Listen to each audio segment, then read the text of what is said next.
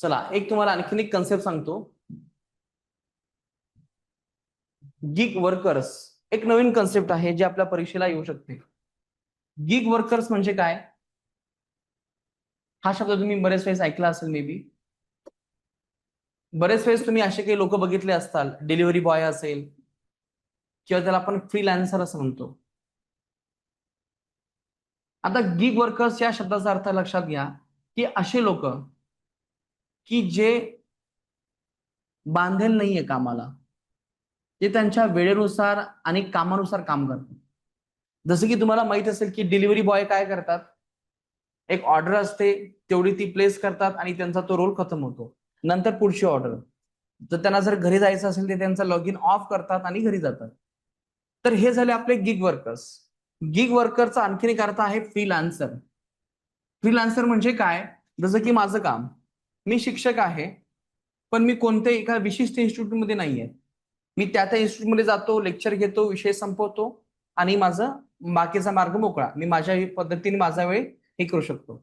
म्हणजे असे काही लोक फ्रीलान्सर म्हणजे असे लोक जे प्रामुख्याने कोणत्याही कंपनी बरोबर किंवा कोणत्याही संस्थेबरोबर किंवा विशिष्ट कामासाठी ते बांधील नसतात, म्हणजे वेळेसाठी बांधील नसतात. म्हणजे महिना ते महिना काम करायचं असं नाही. काही लोक असे असतात की 9 वाजता 6 वाजेपर्यंत त्यांना सलग काम करावं लागतं. नंतर महिन्याच्या शेवटी त्यांना काम मिळतं, म्हणजे पगार मिळतो. पण फ्रीलान्सर म्हणजे काय? की जे असे कोणत्याही प्रकारचे कामाला बांधील नसतात, वेळेला बांधील नसतात, जेवढं त्यांचं काम आहे तेवढं करतात आणि डी होतात. तर लक्षात घ्या, आपल्या देशामध्ये या लोकांना आपण इथे फ्रीलान्सर असं म्हणतो. आणि जे फ्रीलान्सर आहे त्यालाच काय म्हणायचं आपण इथे? Gig workers. मग आता मला एक सांगा मित्रांनो, जे काही गिग वर्कर्स आहेत यांना आपण इथे कोणत्या सेक्टरमध्ये टाकू शकतो? ऑर्गनाइज सेक्टर और अनऑर्गनाइज सेक्टर? Unorganise sector. कारण की त्यांना पगार काही फिक्स मिळेलच ही काही गॅरंटी नाहीये, नेहमी काम मिळेलच ही सुद्धा याची गॅरंटी नाहीये. म्हणजे गिग वर्कर्स हे कशामध्ये येतात? अनऑर्गनाइज सेक्टरमध्ये येतात. यांच्या समस्या ह्या खूप जास्त आहेत. बरेच वेळेस कंपनी सुद्धा यांचं खूप मोठं एक्सप्लॉयटेशन करून घेतात. यांना 14-14, 12-12 तास यांच्याकडून काम करून घेतात. यांना कोणत्याही प्रकारची कामाची सुरक्षा नाहीये. याच्यासाठी आपल्या देशामध्ये एक सरकार आहे, या सरकारचं नाव आहे राजस्थान. लक्षात घ्या, हे सरकार आहे राजस्थान. तर या राजस्थान सरकारने या गिग वर्कर्ससाठी देशातील पहिला कायदा बनवलेला आहे. भारतामध्ये गिग कामगारांसाठी कायदा करणारे पहिले राज्य म्हणजे आहे राजस्थान. याच्यावरती तुम्हाला जसा आहे तसा प्रश्न इथे विचारला जातो. आता लक्षात घ्या, आणखीन एक दुसरा एक शब्द आहे, त्याचं नाव आहे ऑरेंज इकॉनॉमी. ऑरेंज इकॉनॉमी म्हणजे काय मित्रांनो? ऑरेंज इकॉनॉमी या शब्दाचा अर्थ हा होतो की जी इकॉनॉमी प्रामुख्याने काहीतरी क्रिएटिव्हिटी अवलंबून आहे. आता क्रिएटिव्हिटी म्हणजे काय? जसं की तुम्हाला रील स्टार माहित आहे. रील स्टार वेगळ्या प्रकारचे विषय बनवतात आणि त्याच्यावरती व्हिडिओ बनवतात. त्यांना युट्यूब मधून, इंस्टाग्राम मधून, सगळ्यामधून त्यांना पैसे मिळतात. आणि हे सगळं त्यांना पैसे कशावरती मिळतात? त्यांच्या क्रिएटिव्हिटीवरती. ते लोकांचं मनोरंजन करतात. म्हणजे मित्रांनो, जेव्हा एखाद्या मनोरंजनाच्या माध्यमातून, क्रिएटिव्हिटीच्या माध्यमातून जेव्हा तुम्हाला जो काही पैसा मिळतो, त्याच पैशाला म्हणायचं आपण इथे ऑरेंज इकॉनॉमी. ऑरेंज इकॉनॉमी म्हणजे काय? सर्जनशील कला, संस्कृती, मीडिया, मनोरंजन, नवकल्पना याच्यावरती आधारित जेव्हा तुम्हाला पैसा मिळतो, ज्याला आपण इथे ऑरेंज इकॉनॉमी असं म्हणतो. म्हणजे युट्यूबच्या माध्यमातून मिळालेला पैसा हा कोणता पैसा आहे? Orange economy. रीलच्या माध्यमातून मिळालेला पैसा कोणता आहे? Orange economy. बॉलिवूड किंवा हॉलिवूड इंडस्ट्रीमध्ये असलेला पैसा कोणता आहे? Orange economy. आता क्लासमध्ये जे तुम्हाला मी सांगतोय हा कोणता पैसा आहे? ऑरेंज इकॉनॉमी आहे का? नाही. कारण की आपण युट्यूबवरून कुठे पैसा कमवतोय? हे लेक्चरवरून कमवतोय ना. पण जर समजा हेच लेक्चर आपण जर युट्यूबला टाकलं आणि तिथून समजा आपल्याला $3-4 मिळालेत, तर त्या पैशाला म्हणायचं आपण इथे ऑरेंज इकॉनॉमी. ऑरेंज इकॉनॉमी म्हणजे काय? थोडक्यात जे काही क्रिएटिव्हिटी आहे, ऑनलाईन आहे, याच्या माध्यमातून जो काही पैसा आपण कमवतो त्याला आपण इथे ऑरेंज इकॉनॉमी असं म्हणतो. मग याच्यामध्ये वेगळ्या प्रकारचे प्रकार आहेत. परफॉर्मिंग आर्ट्स, चित्रपट, मीडिया, मनोरंजन, साहित्य, प्रकाशन, हस्तकला, डान्स, रील्स, या सगळ्या गोष्टी ह्या तुमच्या ऑरेंज इकॉनॉमीमध्ये येतात. आणि हे सगळं मी तुम्हाला का सांगतोय?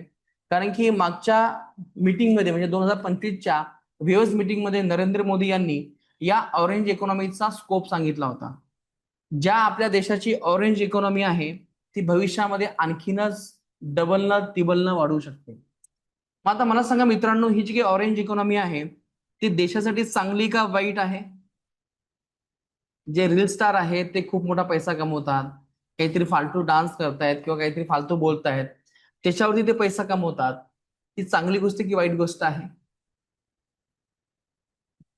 आता तुम्हाला हे ठरवायचं. मी तुम्हाला हे का सांगतोय, कारण की तुम्ही बऱ्याच वेळेस जेव्हा रील्स वगैरे बघता तेव्हा असं वाटतं की किती फालतूगिरी आहे, पण तरी सुद्धा तुम्ही ते बघत असता आणि तुम्ही बघता म्हणूनच ते ते कंटेंट क्रिएट करतात. म्हणजे कोणताही युट्यूबर किंवा कोणताही रील स्टार याचा उद्देश हाच असतो की क्या चलता है, जो चलता है वही बिकता है और जो बिकता है वही हमें करना है. अशा प्रकारचा एक ट्रेंड तयार झालेला आहे.